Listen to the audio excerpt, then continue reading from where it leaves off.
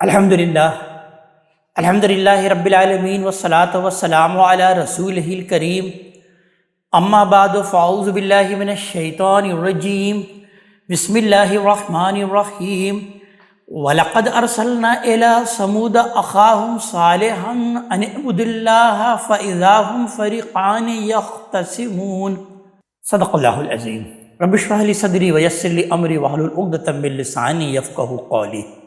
یہ سورہ نمل کی آیت نمبر 45 ہے، جس سے ہم آج کے اپنے مطالعہ قرآن حکیم کی ابتدا کر رہے ہیں۔ سورہ نمل کے بارے میں جیسا کہ عرض کیا جا چکا ہے کہ اس کا موضوع نبی کریم صلی اللہ علیہ وآلہ وسلم اور آپ کے صحابہ کو تسلی اور بشارت دینا ہے، اور آپ کے منکرین خصوصاً قریش کو متنبہ کرنا ہے کہ آخرت سے بے خوف اور دنیا کے عیش و آرام میں مگن ہو کر وہ جس سرکشی میں اترے ہوئے ہیں اسے وہ چھوڑ دیں۔ اس صورت میں بنائے استدلال اصلاً تو حضرت موسیٰ علیہ السلام کی سرگزشت ہے، اور اللہ تبارک تعالیٰ نے قریش کو تنبیہ کی ہے حضرت موسیٰ علیہ السلام اور فرعون کے واقعات کے ذریعے سے۔ لیکن ساتھ ہی سابقہ نشست میں ہم نے دیکھا کہ اللہ تعالیٰ نے حضرت داؤد علیہ السلام اور سلیمان علیہ السلام کے واقعات کو بھی بیان کیا، جو کہ در حقیقت فرعون کے کردار کے کنٹراسٹ کے طور پر بیان کیا۔ اللہ تعالیٰ نے اس بات کو بیان کیا کہ ایک فرعون کی بھی بادشاہت تھی، اور ایک میرا بندہ حضرت داؤد علیہ السلام اور ان کے صاحبزادے حضرت سلیمان علیہ السلام کو بھی بادشاہت عطا کی گئی تھی۔ تو دیکھو، انہوں نے اس بادشاہت کے ملنے کے باوجود بھی سرکشی کی روش اختیار نہیں کی، بلکہ اللہ کے صالح بندے بن کر انہوں نے زندگی گزاری۔ اب حضرت صالح علیہ السلام کے واقعات کے ذریعے سے تنبیہ کی جا رہی ہے کہ در حقیقت قریش نے جو نبی کریم صلی اللہ علیہ وآلہ وسلم کے ساتھ مختلف چالیں چلی تھی، تو قوم سمود نے بھی حضرت صالح علیہ السلام کے ساتھ ویسے ہی چالیں چلیں، لیکن اللہ تبارک تعالیٰ نے ان کی تمام تدابیر کو، تمام چالوں کو اکارت کر دیا، اور وہ سب کے سب عذاب سے دوچار ہوئے۔ لہٰذا قریش کو بھی تنبیہ کی جا رہی ہے کہ اگر وہ بھی ایسی حرکتیں کریں گے تو اللہ تبارک تعالیٰ کے عذاب سے بچ نہیں سکیں گے۔ لہذا ارشاد ہوتا ہے کہ وَلَقَدْ أَرْسَلْنَا إِلَىٰ ثَمُودَ أَخَاهُمْ صَالِحًا، ہم نے سمود کی طرف ان کے بھائی صالح کو بھی اسی دعوت کے ساتھ بھیجا تھا کہ أَنِ اعْبُدُوا اللَّهَ، کہ اللہ کی بندگی کرو۔ فَإِذَا هُمْ فَرِيقَانِ يَخْتَصِمُونَ، تو ہوا یہ کہ وہ دو فریق بن کر آپس میں جھگڑنے لگے، یعنی ایمان والے اور منکرین جو اس دعوت کی مخالفت میں اٹھ کھڑے ہوئے وہ آپس میں جھگڑنے لگے۔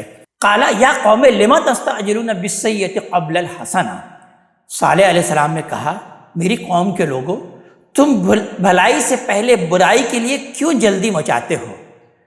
مطلب یہ ہے کہ اللہ سے خیر مانگنے کے بجائے عذاب اور نقمت کیوں مانگ رہے ہو؟ لولا تستغفرون اللہ لعلکم ترحمون، تم اللہ سے معافی کیوں نہیں مانگتے کہ تم پر رحم کیا جائے؟ قالوا طیرنا بک وبمن معک، تو انہوں نے جواب دیا قوم سمود نے کہ ہم نے تو تم سے اور تمہارے ساتھیوں سے نحوست ہی پائی ہے۔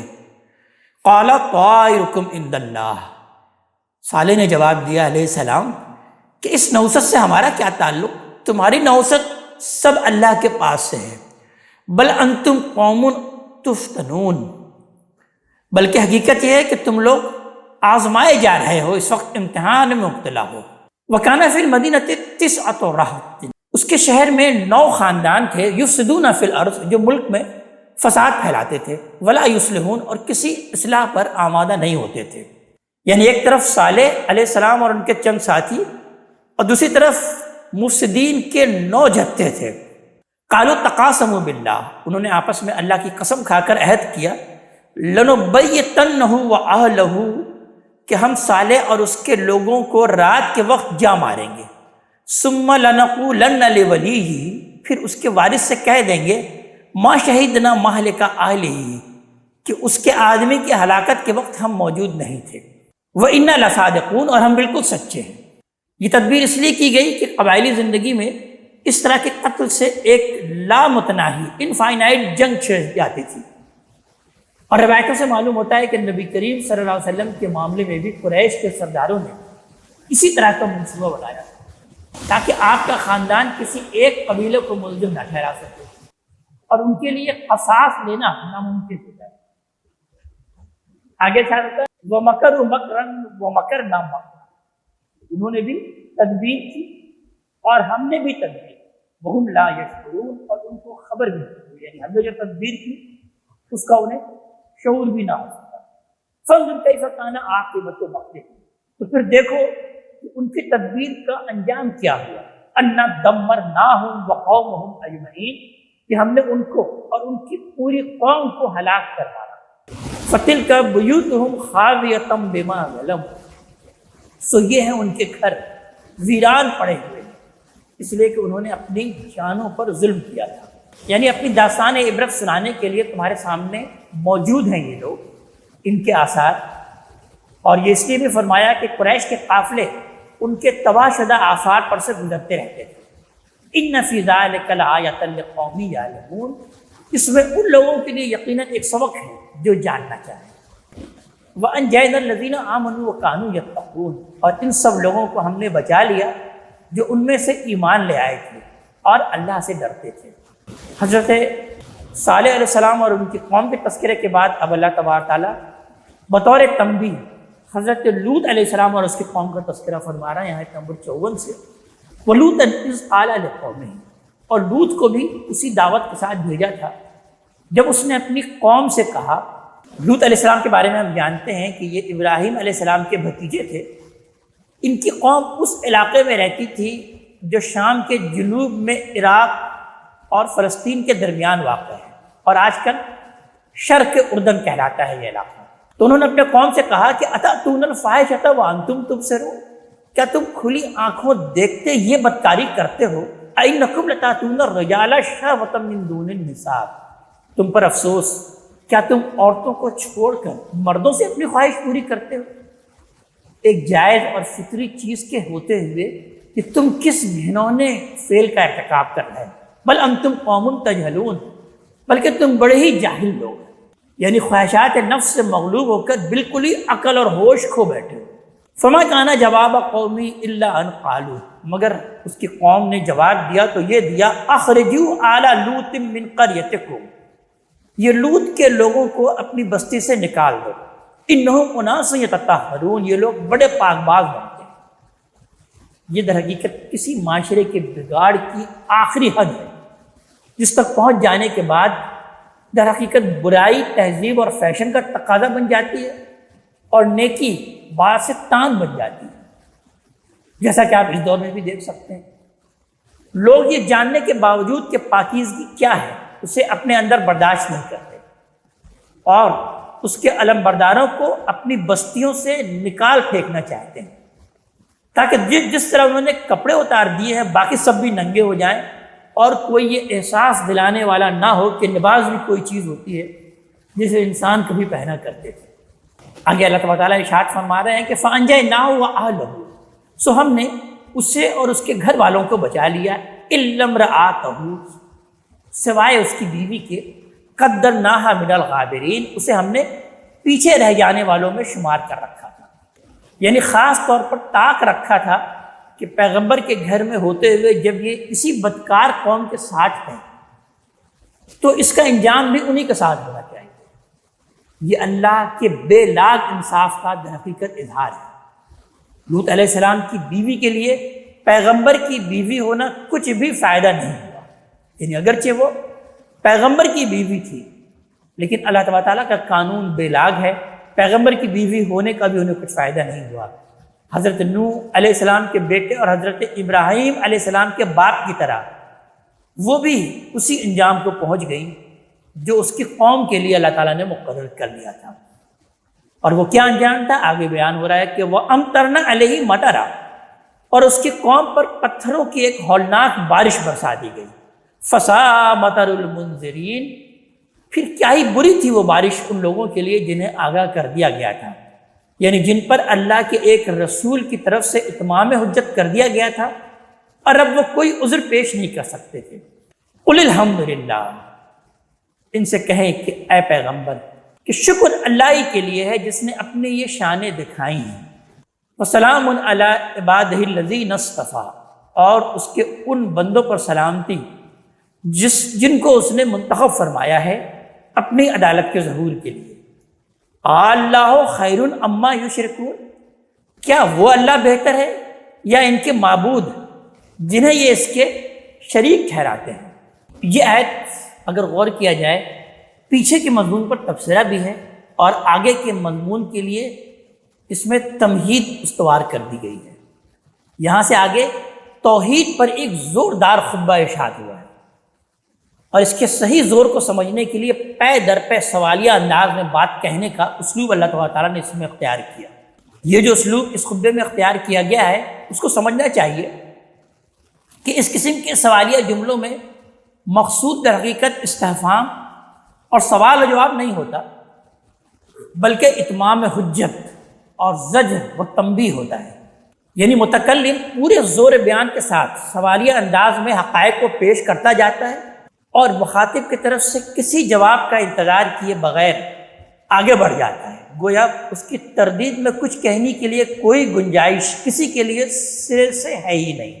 لہذا آپ دیکھیں کہ انتہائی زور انداز سے اللہ تعالیٰ نے سوالیہ انداز سے توحید کو بیان کیا ہے۔ ارشاد ہوتا ہے امن خلق السماوات والارض، کیا یہ بہتر ہے یا وہ رب جس نے آسمان اور زمین کو پیدا کیا ہے؟ وَأَنزَلَ لَكُم مِّنَ السَّمَاءِ مَاءً، اور آسمان سے تمہارے لیے پانی اتارا ہے۔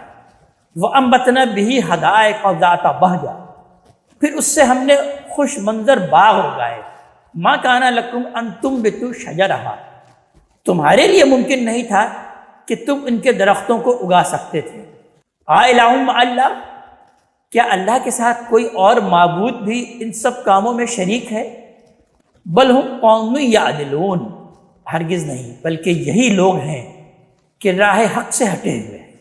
پھر اگلے آیت میں، آیت نمبر 61 میں بھی اسی طرح سوالیہ انداز سے اللہ تعالیٰ نے توحید کو بیان کیا کہ امن جعل الارض قرارا، کیا یہ بہتر ہے یا وہ جس نے زمین کو ٹھکانہ بنایا، وجعل خلالها انہارا، اور اس کے درمیان ندیاں بہا دی، وجعل لها رواسیا، اور اس کو اپنے محور پر قائم رکھنے کے لیے پہاڑ بنائے، وجعل بین البحرین حاجزا، اور دو سمندروں کے درمیان پردہ ڈال دیا۔ اس سے در حقیقت وہ غیر مرئی دیوار مراد ہے جو بعض مقامات پر اللہ تعالیٰ نے میٹھے اور کھارے پانی کے درمیان کھڑی کر دی ہے۔ الہ مع اللہ، کیا اللہ کے سوا کوئی معبود ہے جو ان سب کاموں میں شریک ہے؟ بل اکثرہم لا یعلمون، ہرگز نہیں بلکہ ان کے اکثر لوگ جانتے ہی نہیں ہیں۔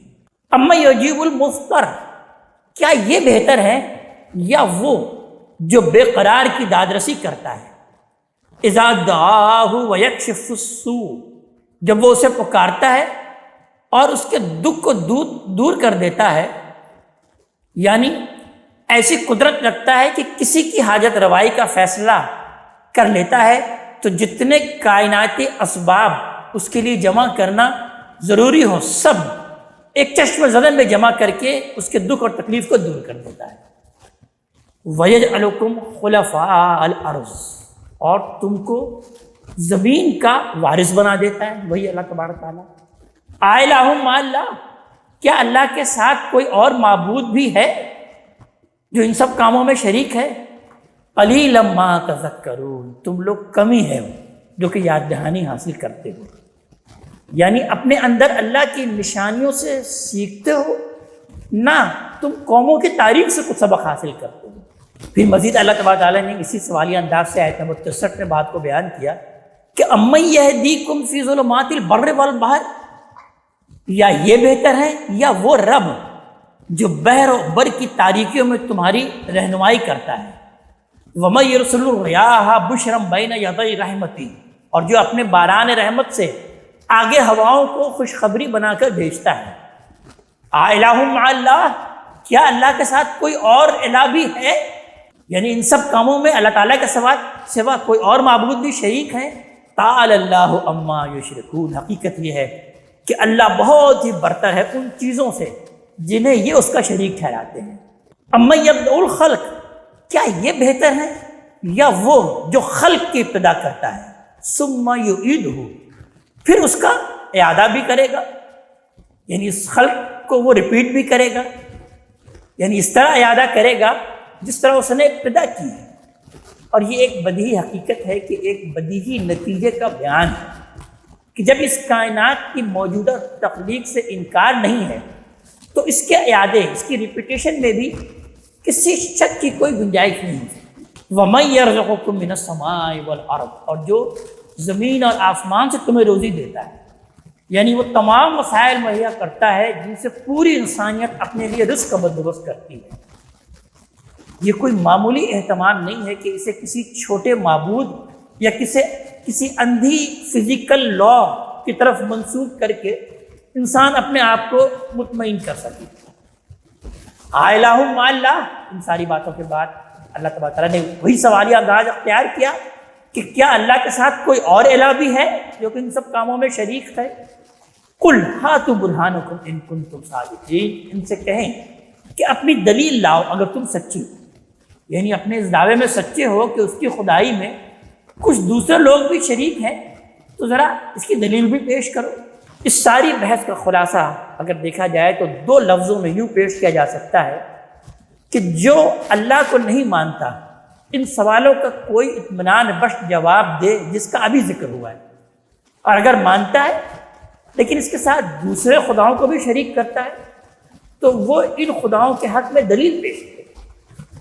دلیل اور ثبوت کی ذمہ داری بہرحال ان منکروں یا مشرکوں پر ہے، اللہ کے ماننے والوں پر کسی چیز کو ثابت کرنے کی ذمہ داری عائد نہیں ہوتی۔ یعنی وہ لوگ جو کہ اللہ کا اقرار کرتے ہیں، مانتے ہیں، ان سے یہ دلیل نہیں پیش کی جا سکتی کہ آپ دلیل دیں، بلکہ دلیل تو ان کو دینا چاہیے کہ جو کہ اللہ کا انکار کر رہے ہیں۔ یہ تو در حقیقت ایک بدیہی حقیقت ہے، یعنی جو اللہ کو ماننے والے ہیں وہ ایک بدیہی حقیقت کو مانتے ہیں۔ قل، یہ عذاب کے لیے جلدی مچاتے ہیں، ان سے کہیں یہ غیب کی باتیں ہیں، اور لا یعلم من فی السماوات والارض الغیب الا اللہ، اللہ کے سوا زمین اور آسمانوں میں جو بھی ہیں اس غیب کو نہیں جانتے۔ وما یشعرون ایان یبعثون، اور نہ یہ جانتے ہیں کہ مرنے کے بعد کب اٹھائے جائیں گے، یعنی نہ قیامت کا وقت کسی کو معلوم ہے اور نہ اس عذاب کا جو رسولوں کی طرف سے اتمام حجت کے بعد ان کی قوموں پر آتا ہے۔ میں بھی انہی میں سے ہوں، اسی لیے صرف یہ بتا سکتا ہوں کہ نہیں مانو گے تو اللہ کا عذاب آ جائے گا، اس سے زیادہ مجھے کچھ نہیں معلوم۔ تمہارا خیال ہے کہ یہ اس بات کو سمجھتے نہیں؟ نبی کریم صلی اللہ علیہ وسلم سے مخاطب کر کے اللہ تبارک تعالیٰ بیان فرما رہے ہیں کہ کیا تمہارا یہ خیال ہے کہ وہ اس بات کو سمجھتے نہیں؟ بل ادارک علمہم فی الآخرہ، ہرگز نہیں، بلکہ آخرت کے بارے میں ان کا علم الجھ گیا ہے، یعنی نہ صریح انکار کر سکتے نہ ماننا چاہتے ہیں، اس لیے ایک قسم کی ذہنی الجھن میں مبتلا ہو گئے ہیں۔ بل ہم فی شک منہا، بلکہ یہ اس کی طرف سے شک میں ہیں۔ بل ہم منہا امون، بلکہ یہ اس سے اندھے بنے ہوئے ہیں۔ یہ لوگ جس مرض میں مبتلا تھے، قرآن نے یہ در حقیقت اس کی تدریجی ارتقاء کو یہاں پر بیان کر دیا۔ وقال الذین کفروا اذا کنا ترابا، یہ منکرین کہتے ہیں کہ کیا جب ہم مٹی ہو جائیں گے، اوا آباؤنا، اور ہمارے باپ دادا بھی، اینا لمخرجون، تو کیا ہم قبروں سے نکالے جائیں گے؟ لقد وعدنا ھذا نحن، یہ دھمکی ہمیں بھی دی گئی ہے، وآباؤنا من قبل، اور اس سے پہلے ہمارے باپ داداؤں کو بھی دھمکی دی گئی تھی۔ ان ھذا الا اساطیر الاولین، کچھ نہیں، یہ محض اگلوں کی کہانیاں ہیں۔ قل سیروا فی الارض، ان سے کہیں نہیں مانتے ہو تو ذرا اپنی سرزمین پر ہی چلو پھرو، فانظروا کیف کان عاقبۃ المجرمین، پھر دیکھ لو کہ ان مجرموں کا انجام کیا ہوا جو تم سے پہلے اسی طرح کی باتیں کرتے تھے، یعنی قوم عاد، سمود وغیرہ، جن کے واقعات قرآن میں جگہ جگہ بیان ہوئے ہیں اور جن کی تباہ شدہ آثار سرزمین عرب میں بھی موجود ہیں، جن کو یہ دیکھتے بھی رہتے تھے اپنے تجارتی قافلوں کے ذریعے سے جب یہ سفر کرتے تھے۔ ولا تحزن علیہم، نبی کریم صلی اللہ علیہ وسلم سے مخاطب کر کے اللہ تعالیٰ بیان فرما رہے ہیں کہ ان پر افسوس نہ کریں۔ ولا تکن فی ضیق مما یمکرون، اور جو چالیں یہ چل رہے ہیں آپ ان پر دل تنگ نہ ہوں۔ یہ در حقیقت نبی کریم صلی اللہ علیہ وسلم کو تسلی ہے کہ ان کی ضد اور ہٹ دھرمی پر غم کھانے کی ضرورت نہیں ہے، اور نہ ان کی شرارتوں سے آزردہ ہونا چاہیے۔ آپ اپنا فرض ادا کیجئے، یہ اللہ کی گرفت میں ہے، اس سے بھاگ کر کہیں نہیں جا سکتے۔ وَيَقُولُونَ مَتَىٰ هَٰذَا الْوَعْدُ إِن كُنتُمْ صَادِقِينَ، یہ پوچھتے ہیں کہ اگر تم لوگ سچے ہو تو یہ وعدہ کب پورا ہوگا؟ قل عسیٰ ان یکون ردف لکم بعض الذی تستعجلون، ان سے کہیں کہ جس قیامت کے لیے جلدی مچائے ہوئے ہو بہت ممکن ہے کہ اس میں سے کچھ تمہارے پیچھے ہی لگا ہوا ہو، یعنی وہ قیامت صغریٰ جو رسولوں کی طرف سے اتمام حجت کے بعد ان کے منکرین کا گویا وہ تعقب بھی کر رہی ہوتی ہے۔ پھر اللہ تبارک تعالیٰ نبی کریم صلی اللہ علیہ وسلم کو مخاطب کر کے بیان فرما رہے ہیں کہ ان کو بتائیے کہ اس وقت جو مہلت تمہیں ملی ہوئی ہے وہ تمہارے ہی فائدے کے لیے ہے۔ وَإِنَّ رَبَّكَ لَذُو فَضْلٍ عَلَى النَّاسِ، حقیقت یہ ہے کہ آپ کا رب تو لوگوں پر بڑا فضل فرمانے والا ہے، وَلَكِنَّ أَكْثَرُهُمْ لَا يَشْكُرُونَ، مگر ان میں اکثر شکر گزار نہیں ہوتے۔ وَإِنَّ رَبَّكَ لَا يَعْلَمُ مَا تُكِنُّ صُدُورُهُمْ وَمَا يُعْلِنُونَ، ان کے سینے جو کچھ اپنے اندر چھپائے ہوئے ہیں اور جو کچھ یہ ظاہر کرتے ہیں آپ کا رب یقیناً اسے جانتا ہے۔ وَمَا مِنْ غَائِبَةٍ فِي السَّمَاءِ وَالْأَرْضِ، زمین اور آسمان میں کوئی ایسی چھپی ہوئی چیز نہیں ہے الا فی کتاب مبین، جو ایک واضح کتاب میں درج نہ ہو۔ کہنے کا مقصد یہ ہے کہ تمہارے سب کرتوت اس نے لکھ رکھے ہیں، اس سے کوئی چیز بھی چھپی نہ رہے گی۔ جس چیز کے لیے جلدی مچا رہے ہو وہ اسی لیے آئے گی کہ تمہارا یہ اعمال نامہ تمہارے سامنے کھول دے۔ اس لیے سوچ لو کہ کس چیز کے لیے تم جلدی مچا رہے ہو۔ لہذا آگے ارشاد ہو رہا ہے کہ یہ ان کی باتوں سے پھر گمراہ نہ ہو، اس لیے کہ ان ھذا القرآن یقص علی بنی اسرائیل اکثر، یہ قرآن بنی اسرائیل پر بھی یقیناً وہ بہت سی چیزیں واضح کر رہا ہے، الذی ہم فیہ یختلفون، جن میں وہ اختلاف کر رہے ہیں۔ وَإِنَّهُ لَهُدًى وَرَحْمَةٌ لِّلْمُؤْمِنِينَ، اور اس میں شبہ نہیں ہے کہ ماننے والوں کے لیے یہ سراسر ہدایت ہے اور رحمت ہے، اس لیے کہ جو ہی وہ اسے مانیں گے، اس پر ایمان لے آئیں گے، یہ اختلاف کی بھول بھلیوں سے نکال کر انہیں صراط مستقیم پر لے آئے گا، اور دنیا اور آخرت دونوں میں انہیں اللہ کی رحمت کا مستحق بنا دے گا۔ ان ربک یقضی بینہم بحکمہ، یقیناً آپ کا رب قیامت کے دن اپنے حکم کے ذریعے سے ان کے درمیان فیصلہ فرمائے گا، یعنی اللہ کے فیصلے کو یہاں نہیں مانیں گے تو یہی فیصلہ قیامت کے دن سننا پڑے گا، اور اس وقت کسی کے لیے زبان کھولنے کی گنجائش نہیں ہوگی۔ وَهُوَ الْعَزِيزُ الْعَلِيمُ، وہ زبردست ہے اور بڑا علم والا ہے۔ فَتَوَكَّلْ عَلَى اللَّهِ، تو آپ اللہ ہی پر بھروسہ رکھیں، إِنَّكَ عَلَى الْحَقِّ الْمُبِينِ، بے شک آپ ہی ہیں جو کہ صریح حق پر ہیں۔ إِنَّكَ لَا تُسْمِعُ الْمَوْتَىٰ، حقیقت یہ ہے کہ آپ مردوں کو نہیں سنا سکتے، وَلَا تُسْمِعُ الصُّمَّ الدُّعَاءَ، اور نہ بہروں کو اپنے پکار پہنچا سکتے ہیں، إِذَا وَلَّوْا مُدْبِرِينَ، جبکہ وہ پیٹ پھیر کر بھاگ جا رہے ہوں۔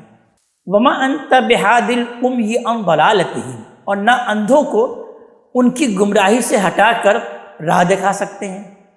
ان تسمعوا الا من یؤمن بآیاتنا، آپ صرف انہی کو سنا سکتے ہیں جو ہماری آیتوں پر ایمان لانا چاہیں، فہم مسلمون، پھر وہی فرما بردار بھی ہوں گے۔ یہ در حقیقت اس سنت الہی کی طرف اشارہ فرمایا ہے اللہ تبارک تعالیٰ نے یہاں، جو اللہ نے ہدایت اور گمراہی کے باب میں قائم کر رکھی ہے، کہ ہدایت تو انہی کو ملتی ہے جو ہر طرح کے تعصبات سے بالا تر ہو کر اس ہدایت کا استقبال کرنے کے لیے تیار ہوں۔ اندھے اور بہرے ہو کر اس سے بھاگنے والوں کو یہ ہدایت کی نعمت کبھی نصیب نہیں ہوتی۔ آگے اللہ تبارک تعالیٰ نبی کریم صلی اللہ علیہ وسلم کو مخاطب کر کے ارشاد فرما رہے ہیں کہ اس وقت تو اے محمد صلی اللہ علیہ وسلم آپ انہیں سمجھا رہے ہیں، لیکن وَإِذَا وَقَعَ الْقَوْلُ عَلَيْهِمْ، جب ہماری بات ان پر پوری ہو جائے گی، أَخْرَجْنَا لَهُمْ دَابَّةً مِّنَ الْأَرْضِ، تو ہم ان کے لیے زمین سے کوئی جانور نکال کھڑا کریں گے، تُكَلِّمُهُمْ أَنَّ النَّاسَ كَانُوا بِآيَاتِنَا لَا يُوقِنُونَ، جو انہیں بتائے گا کہ لوگ ہماری آیتوں پر یقین نہیں رکھتے تھے، لہٰذا اب وہ قہر الہی بن کر سامنے آ گئی ہیں، یعنی اپنی وجود سے یہ حقائق واضح کرے گا یہ جانور۔ آیت میں اس کے لیے تُكَلِّمُهُمْ کا لفظ آیا ہے، یہ اسی مفہوم میں آیا ہے جس مفہوم میں یہ سورہ روم کی آیت نمبر 35 میں آیا ہے، ام انزلنا علیہم سلطانا فہو یتکلم بما کانوا بہ یشرکون، کہ ہم نے اتاری ہے ان پر کوئی دلیل جو شہادت دے رہی ہو ان چیزوں کے حق میں جن کو یہ اللہ کا شریک ٹھہراتے ہیں۔ یہاں ظاہر ہے کہ لفظ تکلم اس عام معنی میں نہیں ہے جس معنی میں ہم بولتے ہیں، بلکہ اس کا مفہوم کسی چیز کے حق میں دلیل، نشانی یا شہادت ہونا ہے۔ اس لیے فرمایا کہ اگر یہ اکڑنے والے آپ کی بات اس وقت تک ماننے کے لیے تیار نہیں ہیں جب تک آپ ان کو کوئی نشانی عذاب نہ دکھا دیں، تو اس طرح کی کوئی نشانی دکھا دینا اللہ کے لیے ذرا بھی مشکل نہیں ہے۔ وہ ان کو توبہ اور اصلاح کے لیے مہلت دے رہا ہے، اس وجہ سے اپنے رسول اور اپنی کتاب کے ذریعے سے ان کو تعلیم اور تذکیر اور انذار اور تبشیر کر رہا ہے۔ لیکن جب اتمام حجت کا یہ وقت گزر جائے گا اور سنت الہی کے مطابق ان کے لیے عذابی کا فیصلہ ہو جائے گا، تو کوئی نشانی ظاہر کر دینے کے لیے اللہ کو کوئی خاص اہتمام نہیں کرنا ہے۔ وہ زمینی سے ایک جانور اٹھا کھڑا کرے گا اور اس بات کی شہادت دے گا کہ یہ ناہنجار اور ناپکار لوگ اللہ کی آیت پر یقین نہیں رکھتے تھے، اس وجہ سے قہر الہی کے مستحق ہیں۔ اس اسلوب بیان سے دیکھا جائے تو یہ بات واضح ہوتی ہے کہ ابھی تو اللہ تعالیٰ آسمان سے اپنی ہدایت نازل فرما رہا ہے اور اپنے رسول اور اپنی کتاب کے ذریعے سے ان پر اتمام حجت بھی کر رہا ہے اللہ تبارک تعالیٰ، لیکن ان کی شامت اعمال سے اگر ان کی ہلاکت کا فیصلہ ہو ہی گیا تو اللہ زمین سے کسی جانور کے ذریعے سے بھی ان پر شہادت دلوا دے گا۔ رسولوں کی تاریخ میں اس طرح کی نشانی کی ایک مثال حضرت صالح علیہ السلام یعنی قوم سمود کی اونٹنی ہے۔ حضرت صالح علیہ السلام کی قوم نے جب ان کی بات کسی طرح نہیں مانی اور برابر اس بات پر اصراری کرتے رہے کہ ان کو کوئی عذاب کی نشانی دے دی جائے، تو حضرت صالح علیہ السلام نے ایک اونٹنی ان کے لیے نامزد کر دی کہ یہ عذاب کی نشانی ہے، اگر تم نے اس کو کوئی غضب پہنچایا تو تم پر قہر الہی ٹوٹ پڑے گا۔ لہٰذا جو ہی انہوں نے اس کو غضب پہنچایا تو اللہ کا عذاب ان پر آ دھمکا۔ تاہم اس کی نوبت نہیں آئی کہ یہ نشانی دکھائی جائے، اس لیے کہ قریش کے بیشتر لوگ نبی کریم صلی اللہ علیہ وسلم پر ایمان لے آئے۔ لیکن روایتوں سے معلوم ہوتا ہے کہ آخری زمانے میں بھی لوگوں کے ساتھ اسی طرح کا معاملہ ہوگا اور ان پر گواہی کے لیے اسی نوعیت کا ایک دابۃ الارض، ایک زمین کا جانور نکال کھڑا کیا جائے گا۔ یہ بعض روایتوں میں آتا ہے۔ آگے ارشاد ہوتا ہے آیت نمبر 83 میں وَيَوْمَ نَحْشُرُ مِنْ كُلِّ أُمَّةٍ فَوْجًا، یہ اس دن کا خیال کریں کہ جس دن ہم ہر امت میں سے ایک فوج کی فوج ان لوگوں کو اکٹھا کریں گے، مِمَّن يُكَذِّبُ بِآيَاتِنَا، جو ہماری آیتوں کو جھٹلاتے تھے، فَهُمْ يُوزَعُونَ، پھر ان کی درجہ بندی کی جائے گی، یعنی ہر گروہ کو اس کے جرائم اور ان کے مقدار کے لحاظ سے الگ الگ کر دیا جائے گا۔ حَتَّى إِذَا جَاءُوا وَقَالُ، یہاں تک کہ جب وہ اکٹھے ہو کر آ جائیں گے تو اللہ پھر ان سے پوچھے گا اکذبتم بآیاتی، کیا تم نے میری آیتوں کو جھٹلا دیا؟ وَلَمْ تُحِیطُوا بِہَا عِلْمًا، درا حال ہے کہ تمہارا علم ان کا احاطہ نہ کر سکا تھا۔ اما ذا کنتم تعملون، یا بتاؤ کہ تم کیا کرتے رہے تھے۔ وَوَقَعَ الْقَوْلُ عَلَيْهِمْ، تو ان پر بات پوری ہو جائے گی، یعنی اللہ کا فیصلہ صادر ہو جائے گا کہ انہیں اب جہنم میں جھونک دیا جائے۔ بما ظلموا فہم لا ینطقون، اس لیے کہ انہوں نے اپنی جانوں پر ظلم کیا، پھر وہ کچھ بول نہ سکیں گے۔ الم یروا انا جعلنا اللیل لیسکنوا فیہ، یہ نشانیاں مانگتے ہیں تو کیا انہوں نے دیکھا نہیں کہ ہم نے رات کو تاریک بنایا کہ اس میں آرام کریں، والنہار مبصرا، اور دن کو روشن کر دیا کہ اس میں کام کریں۔ ان فی ذلک لآیات لقوم یؤمنون، حقیقت یہ ہے کہ اس میں ان لوگوں کے لیے بہت نشانیاں ہیں جو کہ ماننا چاہیں۔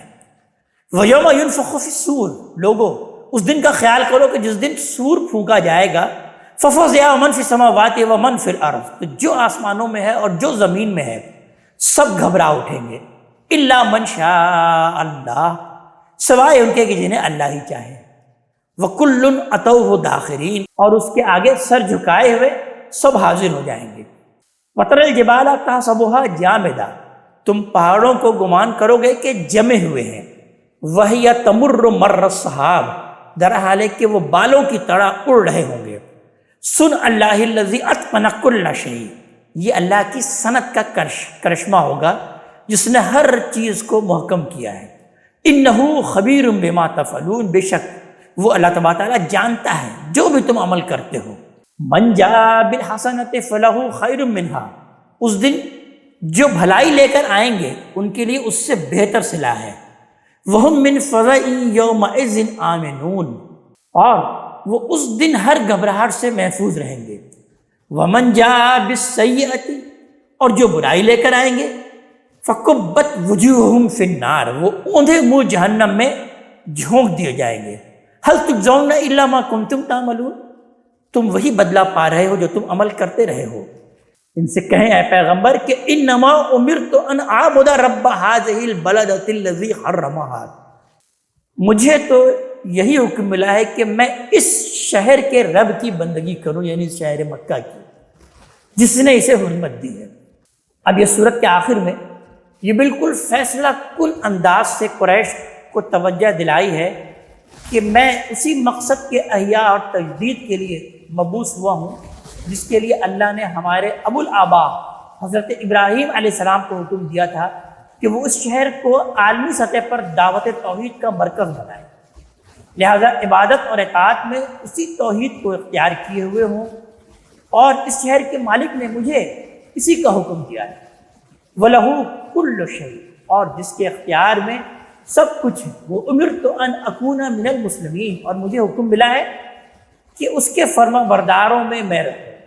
وَأَنْ أَتْلُوَ الْقُرْآنَ، اور حکم ملا ہے کہ تمہیں یہ قرآن پڑھ کر سناؤ، یعنی جس توحید کو میں نے اختیار کیا ہے اس قرآن کے ذریعے سے تم کو بھی اسی کی دعوت دوں اور اسی کے تقاضے تم پر واضح کروں۔ فَمَنِ اهْتَدَىٰ فَإِنَّمَا يَهْتَدِي لِنَفْسِهِ، پھر جو ہدایت پائے تو وہ اپنے لیے ہدایت پائے گا۔ وَمَنْ ضَلَّ، اور جو گمراہی اختیار کرے وہ بھی اپنے لیے اختیار کرے گا۔ فَقُلْ إِنَّمَا أَنَا مِنَ الْمُنذِرِينَ، تو کہہ دیں کہ میں تو صرف خبردار کرنے والا ہوں، مطلب یہ ہے کہ میری ذمہ داری صرف انذار ہے اور میں یہ ذمہ داری ادا کر رہا ہوں۔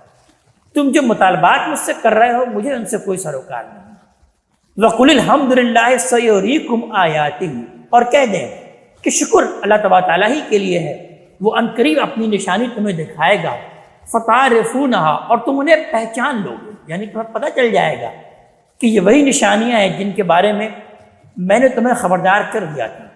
لہٰذا ہم جانتے ہیں کہ ہجرت کے بعد یہ سب نشانیاں ظاہر ہو گئیں اور لوگوں نے اپنی آنکھوں سے دیکھ لیا کہ اللہ کے پیغمبر نے کتنی سچی باتیں بتائی تھیں۔ وَمَا رَبُّكَ بِغَافِلٍ عَمَّا تَعْمَلُونَ، اور جو کچھ بھی تم عمل کر رہے ہو تمہارا رب اس سے بے خبر نہیں ہے۔ اس آیت پر یہ سورہ مبارکہ اپنے اختتام کو پہنچتی ہے۔ اللہ تبارک تعالیٰ ہمیں اپنے کلام کا فہم عطا فرمائے اور عمل کی توفیق عطا فرمائے۔ اقول قولی ھذا واستغفر اللہ لی ولکم ولسائر المسلمین والمسلمات۔